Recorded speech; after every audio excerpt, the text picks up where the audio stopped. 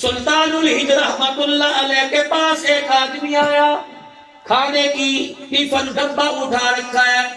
خواجہ قطب الدین بختیار کاکی رحمت اللہ علیہ کے پاس حضرت جی کہ میں آپ کے لیے اپنے گھر کا دیسی آٹے کی روٹی لے کے آیا، ساگ لے کے آیا، میں مکھن پروٹھے لے کے آیا۔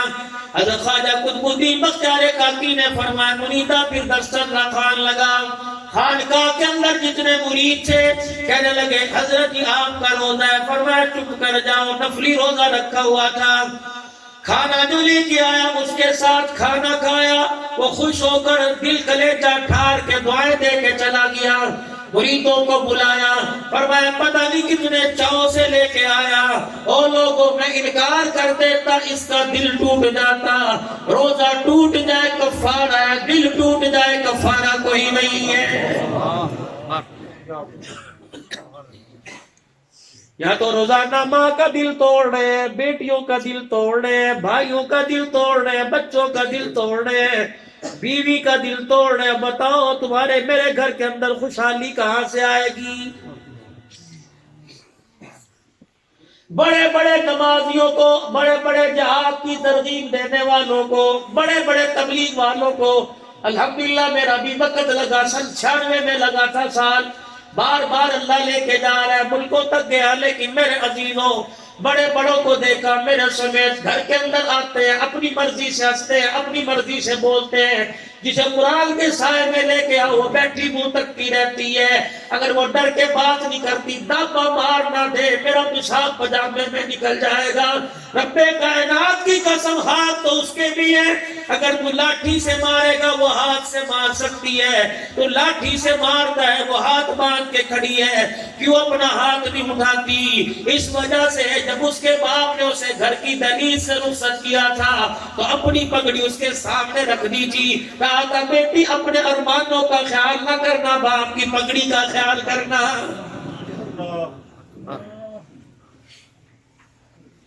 یہ کیسی نوکرانی ہے جو صبح سے لے کر شام تک تیری نوکری کرتی رہتی ہے، کبھی اوور ٹائم کے پیسے نہیں مانگے، کبھی مہینے کے بعد تنخواہ نہیں مانگی۔ جب سے باپ کے گھر سے آئی سارے ارمان باپ کی ڈیوڑی میں ہی دفن کر کے آ گئی۔ اب انسان نہیں، وہ عورت نہیں، مٹی کا بت ہے۔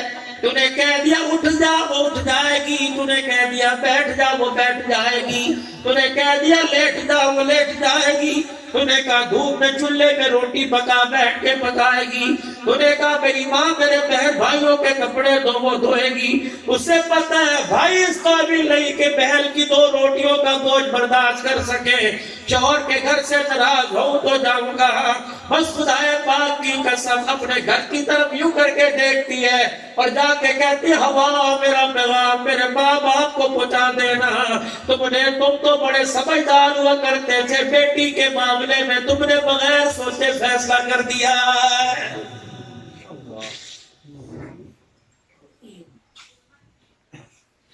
کبھی اپنی مرضی سے یہ کھانا نہیں کھاتی، کپڑے کہیں، جوتے کہیں، برتن کہیں چھوڑ کے جاتے ہو، جب شام کو گھر آتے ہو تمہارا گھر تمہیں جنت جنت سا لگتا ہے۔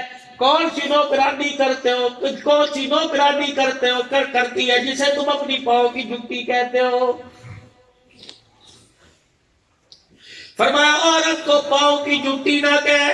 اللہ اکبر۔ رابعہ بصریہ بڑی اللہ والی گزری، حضرت حسن بصری رحمت اللہ علیہ نے حضرت رابعہ کو دیکھا مصلی پہ بیٹھ کے اللہ اللہ کر رہی ہے، فرمایا رابعہ عبادت اتنی کر لے مردوں کی شان کو نہیں پہنچ سکتی، بادشاہت مردوں کے حصے میں آئی، تاج نبوت مردوں کے حصے میں آیا۔ بی بی رابعہ نے حسن بصری کی طرف دیکھا، کہا ٹھیک ہے نبوت مردوں کے حصے میں آئی، عورت نبی تو نہیں بن سکتی لیکن نبیوں کی ماں تو ضرور بن سکتی ہے۔ بیٹا ماں آج رہو بیٹا اسماعیل آتا ہے اور ماں آمنہ بن جائے گود میں محمد الرسول اللہ۔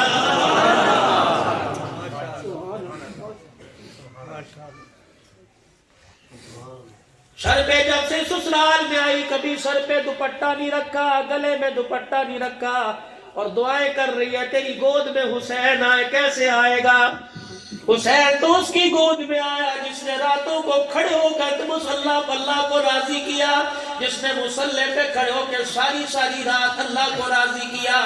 اس کی گود میں جب حسین آیا دودھ پلا رہی ہے اور بیٹے کی طرف جھانک جھانک کے دیکھ رہی ہے، دل کے اندر ارمان پھوٹ رہے ہیں، او بچے اس دودھ کی قیمت کیا ادا کرے گا، اس گود کی قیمت کیا لگائے گا، کیا مول ڈالے گا۔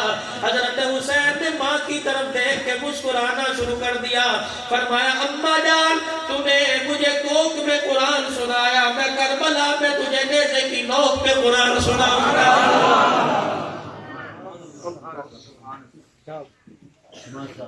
میری ماں میری بہنوں اگر میری بات سن رہی ہو، شوہر کی تنخواہ 20,000 ہے، 30,000 کا سامان ہے، دروازے پہ روک دو۔ کوئی یہ 10,000 کا سامان کس کی گچی پہ انگوٹھا رکھ کے لے کے آیا، اسے گھر کے کچرے پہ ڈال، باہر کونے پہ ڈال دے، کچرا دان میں ڈال دے۔ میں حلال کی، میری اولاد حلال کی، میں اسے حرام نہیں کھلاؤں گی۔ ایمانداری کی بات ہے، جب گھر کے اندر حلال آ جائے گا، گانے والا گھر میں کھیلے گا، یا قطب الدین آئے گا، یا بختیار کاکی آئے گا۔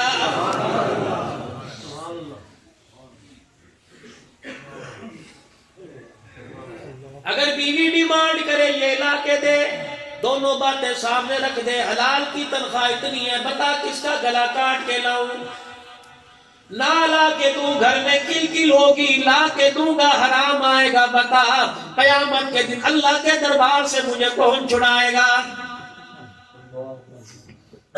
سیدہ فاطمہ الزہرا رضی اللہ تعالی عنہ کا جب انتقال ہوا، ابو ذر غفاری رضی اللہ تعالی لاٹھی لے لے کے قبرستان میں گئے۔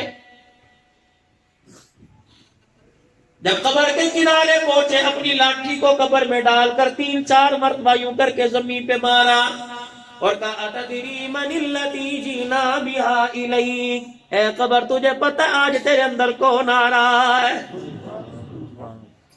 آج تیرے اندر کون آ رہا ہے، جس کا بیٹا حسن مجتبی، جس کا بیٹا شہید کربلا، جس کا گھر والا علی المرتضی، جس کی اماں خدیجہ الکبریٰ، جس کا ابا محمد الرسول اللہ۔ قبر ذرا خیال کرنا، نبی کے جگر کا ٹکڑا، جنتی عورتوں کی سردارن آ رہی ہے۔ روایات میں لکھا جب ابو ذر غفاری نے لاٹھی قبر میں اتاری، قبر کی مٹی نے لاٹھی اٹھا کے 10 فٹ پیچھے پھینکی اور کہا ابو ذر لاٹھیاں کس کو دکھاتا ہے، یا لاٹھیاں نہیں دکھائی جاتی یا نیک عمل دکھائے جاتے ہیں۔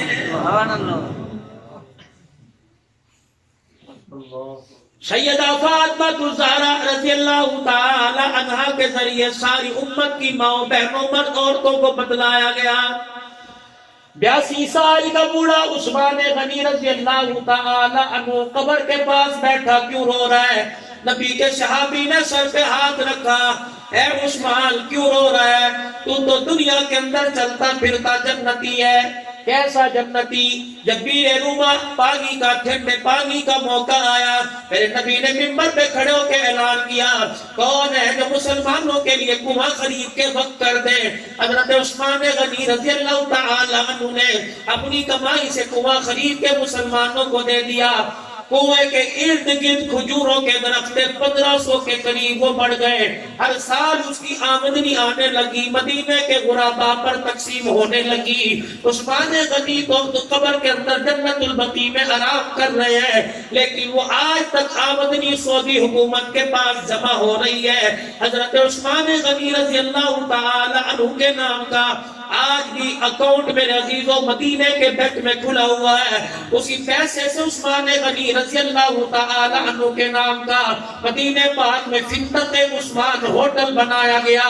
ہر سال 25 بلین اس کا نفع آتا ہے، آدھا نفع کا پیسہ مدینے کی گلیوں میں جھاڑو دینے والوں کے گیس کے بلوں میں خرچ کیا جاتا ہے، اور آدھا پیسہ آج بھی مدینے کے غرباء اور یتیم میں خرچ کیا جاتا ہے۔ اللہ نے بتلا دیا 1400 سال پہلے تجارت میرے سے کر کے گیا، مجھے میری کبریائی کی قسم ہے نقصان ہوگا کوئی نہیں، نفع قیامت کی صبح تک آتا رہے گا۔